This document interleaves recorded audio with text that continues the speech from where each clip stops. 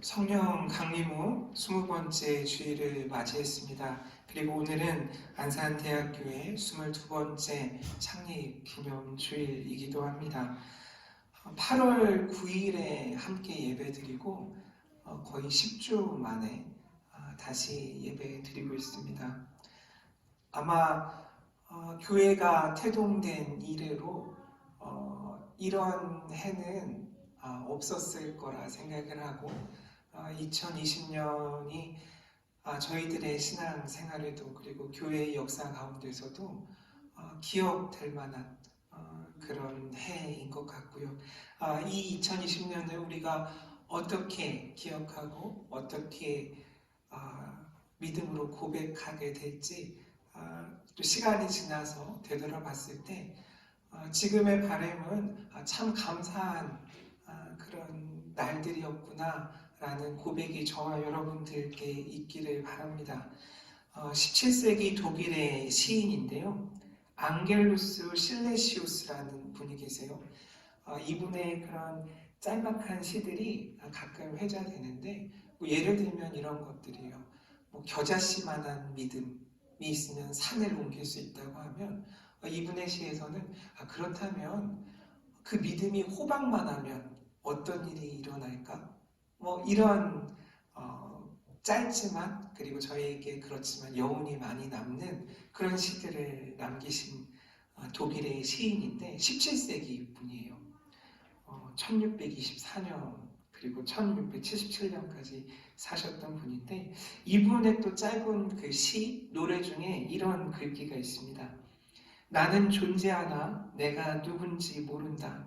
나는 왔지만 어디서 왔는지 모른다. 나는 가지만 어디로 가는지 모른다. 내가 이렇게 유쾌하게 산다는 게 놀랍기만 하다. 이런 짧은 노래가 있습니다.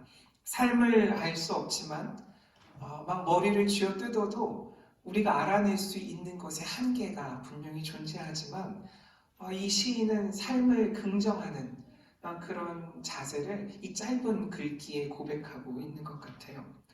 여전히 모르는 것 투성이의 시대를 살고 있는 우리들의 심정을 잘 대변하고 있죠. 내 삶도 잘 모르겠고 공동체의 삶도 잘 모르겠고 특히 2020년이 되고 나니까 교회는 도대체 무엇이고 교회는 무엇인지에 대해서 끊임없이 고민하게 돼요. 그래서 누구인지 무엇인지 어디서 왔는지 어디로 가야 하는지 그런 질문들만 무성한 시대를 살고 있지만 여전히 우리가 알고 있는 한 가지, 고백하는 한 가지는 나도, 우리도, 그리고 교회도 하나님 때문에 지금 이 자리에 살고 있다는 그것 하나는 저희가 알고 있잖아요. 그래서 그 이유가 우리가 지금 살아가는 놀라운 이유라는 것. 그것을 고백하는 공동체가 교회라는 것. 그것을 오늘 이 시인의 짧은 글귀를 통해서 저는 깨달을 수 있었습니다. 그래서 22주년을 맞이한 안산대학교에 그리고 아마 올해가 지나고 나면 적어도 세계의 모든 교회들 다시 시작하는 그런 교회들이 많이 생길 것 같아요. 그래서 지금까지 우리가 어땠는지 그동안 어떤 일들이 있었는지 그것보다 앞으로 우리가 무엇을 해야 하는지가 더 중요한 시대를 살게 될 것이죠. 그래서 마침 오늘 성서 일과 본문 중에 데살로니가 이 1장 이 내용이 교회에 대한 내용이라서 원래 마태복음 본문을 계속 묵상하고 있었지만 오늘은 데살로니가전서 1장 1절에서 10절 이 말씀으로 교회는 무엇인지, 교회는 어디서 왔는지, 그리고 앞으로 어디로 가야 하는지에 대해서 다시 한번 읽고 묵상하면서 우리가 힘을 얻고 은혜 받기 원합니다. 제가 유일하게 가본 몇 안 되는 그런 유럽에 있는 도시 중에 한 곳이 데살로니가였어요. 그것도 여기 안산대학교에서 성지 순례에 가는 그 일행의 감사하게 포함되어서 다녀올 수 있었죠. 이 마게도니아 지역 그 입구였던 것 같아요. 그 그리스 가장 꼭대기 쪽에 있는, 그래서 그리스에서 두 번째로 큰 도시였다고 제가 기억하고 있는데, 처음 그 그리스라는 땅에 발을 디뎠던 곳이 데살로니키였어요. 그래서 더 오늘 말씀을 준비하면서 그때의 기억들이 새록새록 나더라고요. 그래서 이 알렉산더 의붓 누이인 키산더의 아내 데살로니카, 이 사람의 이름을 따서 이 도시를 지었다고 하더라고요.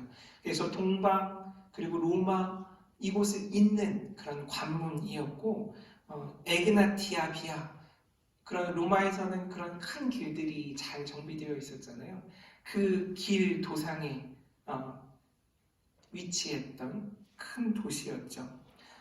그리고 사도행전 17장에 보면 이 데살로니가에 어떻게 복음이 전해졌는지 나와 있어요. 바울의 선교 여행 중에서는 2차 선교 여행지입니다. 그리고 바울이 세웠던 그런 여러 교회들 가운데 빌립보를 지나서 세워진 믿음의 공동체가 데살로니가 교회였습니다. 그리고 유대인들이 많았던 것 같고 회당도 많았겠죠. 그래서 이곳에서 우리가 읽기로는 3주에 걸쳐서 3번 이 회당에서 바울이 설교하는 그런 내용들을 우리가 보게 되죠. 그리고 그 내용들은 기본적으로 회당에서 설교했기 때문에 구약 성경을 근거로 해서 이 유대인들이 기다려온 메시아가 바로 예수다. 그 예수 그리스도, 예수가 메시아 그리스도라는 것, 동일 인물이라는 것을 바울이 이야기하게 되는 거죠. 그래서 그 예수 그리스도의 생애, 죽음, 부활, 예수님이 그리스도이시다. 그 내용을 이 회당에서 바울이 선포했었습니다. 그리고 아마 3주 동안 머물렀다라고 보통 생각하지만 그 이상의 시간들을 머물렀을 것이고, 아마 여기서도 유대인들의 여러 질시, 시기, 그 유대인들 때문에 어려움을 겪고 급하게 그 데살로니가를 떠나게 되죠. 그리고 신약 성서 전체에서 이 갈라디아서하고 이 데살로니가 전서가 시기상으로 가장 먼저 쓰여진, 특히 바울의 서신서 중에서는 가장 먼저 쓰여진 그런 서신서로 저희들이 알고 있습니다. 기본적으로 이런 배경들이 있는 이 데살로니가, 그리고 첫 부분, 결국에 이 부분을 통해서 복음이 교회를 만들었다는 것, 그리고 그 교회가 어떻게 복음을 전하는지, 그리고 그 복음을 전할 때 그 교회가 말로만 전하는 것이 아니라 그에 합당한 삶을 많은 사람들에게 보였다라는 것.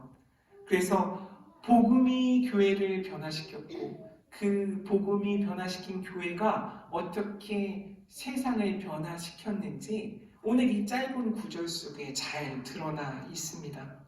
그래서 교회와 복음, 그리고 교회와 세상, 그 상호작용에 대해서 우리가 오늘 본문을 통해서 충분히 상상할 수 있고, 우리도 이렇게 해야겠구나 라는 그 지혜를 얻을 수 있습니다. 이 모든 것들이 하나님의 계획이고, 이 복음이 어떻게 지금까지 오늘날 이 안산대학교회까지 전해지게 되었는지 그 원류를 우리가 살펴볼 수 있는 것이죠. 그래서 첫 번째로는 오늘 전반부에 있는 내용들을 주로 말씀드릴 텐데, 이 교회는 하나님 아버지, 그리고 예수 그리스도, 성령님 안에 있어야 한다라는 것을 오늘 본문을 통해서 다시 깨닫게 됩니다. 하나님과 예수 그리스도와 성령 안에 있을 때 평범한 우리가 하나님의 자녀, 그리고 예수 그리스도의 제자로 변화될 수 있다라는 이야기죠. 원래 에클레시아, 교회라는 교회라는 뜻의 그 단어가 에클레시아잖아요. 이 에클레시아라는 말의 원래 의미는 그냥 평범한 모임이에요. 특별하게 어떤 대단한 모임을 일컫던 단어가 아니었는데 이 평범한 모임이라는 뜻의 에클레시아가 교회가 된 거죠. 평범함이 특별함이 되는 그 순간 어떤 일이 있었는가? 그 일은 다른 일이 아니라 아주 놀라운 일이었는데 하나님과 예수 그리스도 안에 그 사람들이 거했다라는 그 이야기를 바울이 오늘 우리에게 하고 있는 거죠.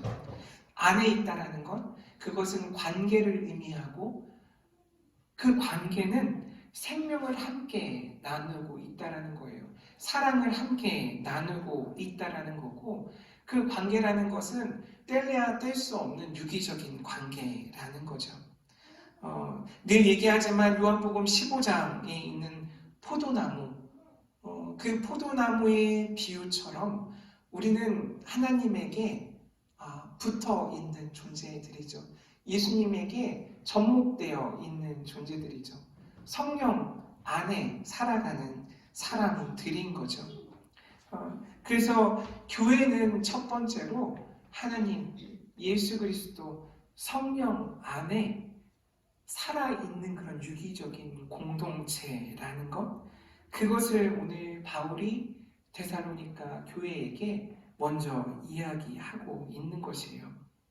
그리고 두 번째로 교회는 이 바울의 인사에서 드러나듯이 은혜와 평강, 그것을 전하는 공동체라는 거죠.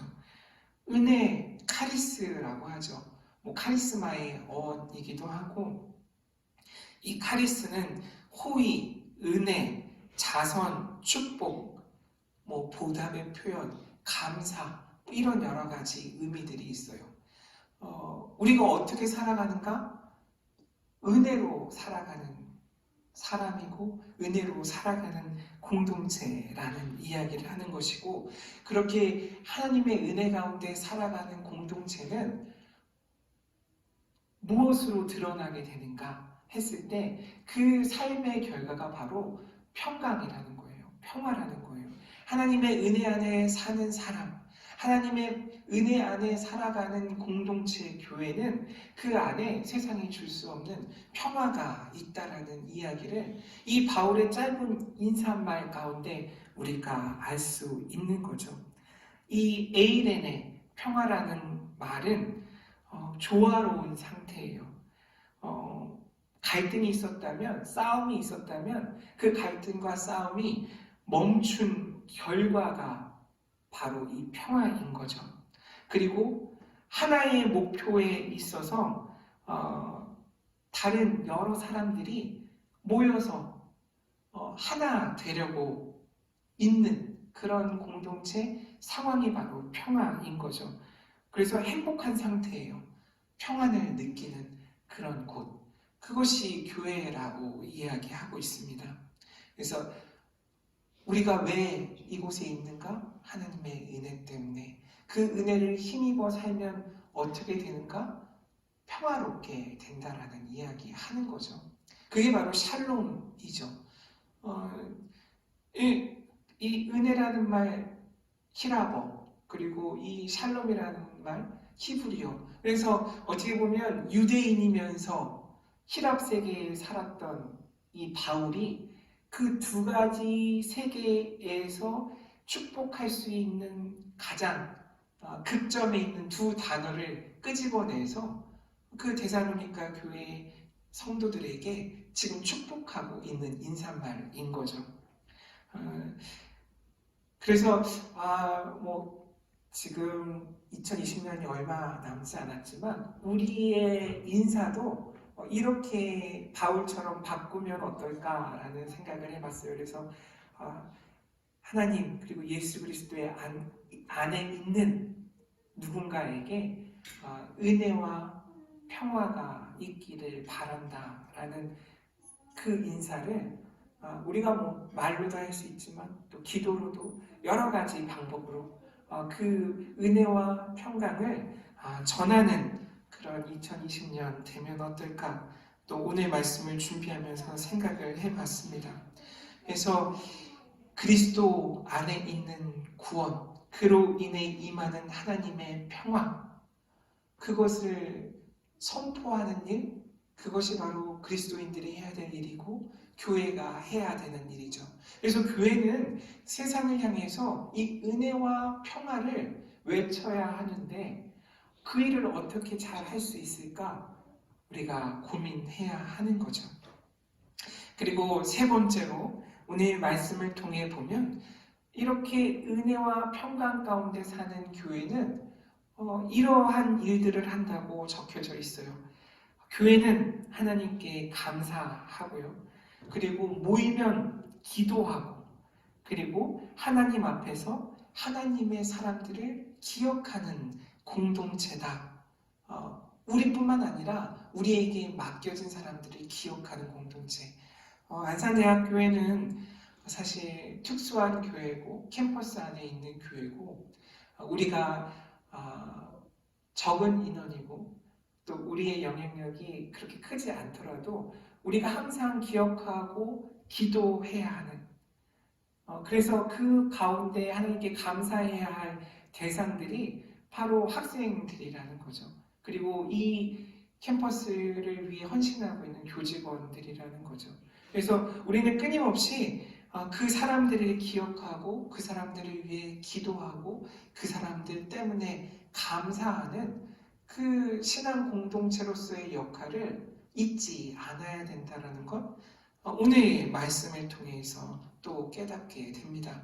교회는 기억하고 감사하고 기도하는 곳이라는 것 그것을 세 번째로 이야기하고 있죠. 그리고 마지막으로 교회는 세상과 구별되는데 어떤 방식으로 구별되는지 오늘 잘 나와 있죠. 너무나 잘 알고 있는 내용이에요. 믿음과 소망과 사랑으로 교회는 세상과 구별된다라는 거죠. 갈라디아서 5장 5절 6절에도 있고 고린도전서 13장 끊임없이 이 신약성서에서 믿음과 사랑과 소망이 계속 해석되어지는데 특히 오늘 말씀에서는 믿음의 역사, 사랑의 수고, 소망의 인내라는 내용으로 소개되고 있고 해석하고 있죠. 믿음은 역사로, 사랑은 수고로, 소망은 인내로 열매 맺는다라고 이야기하고 있는 거예요. 저번에도 이 본문 말씀드린 적이 있어요. 믿음은 하나님을 향해 있어요. 하나님을 향해 있는 그 믿음을 통해서 우리가 행동할 수 있는 힘을 얻게 된다라는 이야기하는 거예요. 우리가 우리 힘으로는 그 하나님의 일을 할 수 없다라고 이야기하는 거예요. 그래서 우리에게 믿음이 필요하고 그 믿음은 하나님에게로부터 오는 믿음이에요. 그래서 믿음이 역사하시는 거예요. 우리를 움직이게끔 하시는 거예요. 하나님이 행하셨던 그 구원의 역사가 우리 안에서도 일어나게 하는 거죠. 그것이 바로 믿음이라는 것이고요. 사랑은 사람들을 향하고 있어요. 그 사랑이 어떤 방식으로 향하냐면 우리의 수고를 통해 그 사랑이 펼쳐진다고 이야기하는 거예요. 우리 안에 사랑이 있으면 원래 내가 할 수 없는 그 일들을 다른 이들을 통해 다른 이들에게 이웃을 향해 하게 된다는 거예요. 난 전혀 나로서는 할 수 없는 일, 그 수고를 우리가 감당해야 한다는 거죠. 그게 바로 사랑이라는 거예요. 우리가 말로만 하나님을 사랑이라고 고백하는 게 아니라 내가 직접 수고함으로 그 사랑을 표현해야 한다는 것, 그 이야기를 하고 있고요. 마지막으로 소망은 우리의 바람이 아니에요. 우리가 원하는 것에 대한 소망이 아니라 다시 오실 예수님을 향한 소망이에요. 믿음은 하나님을 향하여, 사랑은 사람들을 향하여 그리고 소망은 다시 오실 예수 그리스도에게 초점이 맞춰져 있어요. 예수님이 다시 오실 때까지 우리가 그 소망을 품고 인내해야 하는 거예요. 인내하면서 그 믿음으로 움직여야 되고 인내하면서 그 사랑을 수고로 보여야 한다라는 그 이야기를 하고 있습니다. 그래서 믿음과 사랑과 소망 이 세 가지가 성령을 통해서 거듭난 증거라고 이야기하고 있고 이것이 바로 변화된 삶이에요. 새 사람이에요. 그 이야기를 바울이 짧게 데살로니가 교인들에게 이야기하고 있고 데살로니가 교인들이 이러한 믿음과 사랑과 소망 가운데 거하고 있음을 이야기하고 있는 거죠. 오늘 성서회가 본문 마태복음 본문 22장 15절에서 22절은 가이사의 것 그리고 하나님의 것에 대한 본문입니다. 예수님의 대답은 명확하셨죠. 가이사의 것은 가이사에게, 하나님의 것은 하나님에게 라고 대답하셨어요. 똑같이 물을 수 있는 것 같아요. 교회는 나는 누구의 것인가? 라는 질문을 할 수 있는 거죠. 가이사의 것인지 아니면 하나님의 것인지. 우리의 가장 큰 어려움은 마치 교회를 가이사의 것처럼 생각하기 때문이고 나를 가이사에 속한 사람으로 생각하는 것이라 생각합니다. 그것이 가장 우리에게 어려운 지점이에요. 그래서 이 교회가 누구의 것인지 하나님의 것이라고 고백한다면 하나님의 것을 하나님에게 바치는 것 너무나 당연하지만 그것이 바로 교회가 나아가야 할 방향인 거죠. 그것이 대면 예배든 비대면 예배든 온라인 예배든 어떤 방식의 형태이건 어떤 방식의 교회이건 하나님의 것을 하나님에게 온전히 바칠 수 있는 방향성을 갖고 있다면 이 교회가 어떻게 변화무쌍하게 하나님 앞에 드려지는가 그것에 대한 기대가 이 코로나 사태 때문에 저에게는 생겼어요. 그래서 많지 않은 신앙 공동체 구성원이라도 하나님의 것을 하나님에게 바치는 그 믿음을 갖고 그 수고, 사랑의 수고를 우리가 행하면서 인내하며 소망을 갖는다면 그 일이 우리에게 가능하겠구나. 그리고 우리가 기억해야 되는 대상, 기도해야 되는 대상, 감사해야 되는 그 대상들에게 그 일을 할 수 있겠구나라는 새로운 용기가 오늘 말씀을 통해 생겼습니다. 교회가 오늘 이 데살로니가 교회처럼 좋은 소식이어야 해요. 더 이상 아무 말이 필요 없어야 돼요. 왜냐하면 이 믿음의 소문들이 다 났거든요. 우리 교회는요, 저 교회는요, 더 이상 설명할 필요가 없어야 되는 거예요. 저 교회는 참 저런 면에서 참 좋은 교회지. 저 교회는 저런 면에서 참 대단한 교회야. 하나님의 일을 잘 감당하고 있어. 라는 그 믿음의 소문이 자자해서 더 이상 그 교회에 대해서 아무런 말이 필요 없는, 더 이상 설명이 필요 없는 그런 신앙 공동체가 바로 교회라는 것. 그것이 우리가 이 교회에도 일어났으면 하는 기도의 제목인 거죠. 그렇게 저와 여러분이 이 안산대학교회를 믿음의 소문, 더 이상 설명할 것이 없는 그런 신앙 공동체로 내가 먼저 변화되고 이 교회를 변화되는 일에 우리가 그 수고를 아끼지 않았으면 좋겠습니다. 그래서 오늘은 이런 말로 이 말씀을 마치고 싶은데 바울, 실로아노가 신라죠. 신라 그리고 디모데 이분들이 데살로니가 교회에 했던 인사말 있잖아요. 하나님 아버지와 주 예수 그리스도 안에 있는 데살로니가 교회, 이 데살로니가 교회를 안산대학교회로 바꾸어서 한번 우리가 한 목소리로 고백하면서 오늘 말씀을 마쳤으면 좋겠어요. 이렇게 하면 될 것 같아요. 하나님 아버지와 주 예수 그리스도 안에 있는 안산대학교회에 편지하노니 은혜와 평강이 너희에게 있을지어다.